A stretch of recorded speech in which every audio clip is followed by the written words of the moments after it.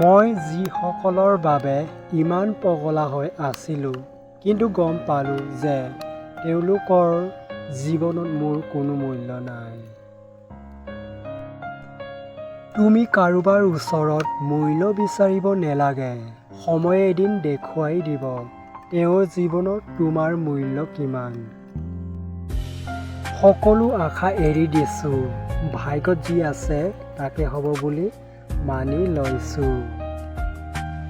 যাৰ অনুপস্থিতিত তুমি দুখ অনুভৱ কৰিছা, কষ্ট অনুভৱ কৰিছা, সেইজনে হয়তো তোমাৰ অনুপস্থিত আনৰ লগত সময়বোৰ সুন্দৰভাৱে হাঁহি ধেমালিৰে পাৰ কৰি আছে। নিজকে কেতিয়াও বেলেগৰ লগত তুলনা কৰি মন বেয়া কৰি নল'ব, কাৰণ সকলোৱে নিজৰ নিজৰ চৰিত্ৰত শ্ৰেষ্ঠ।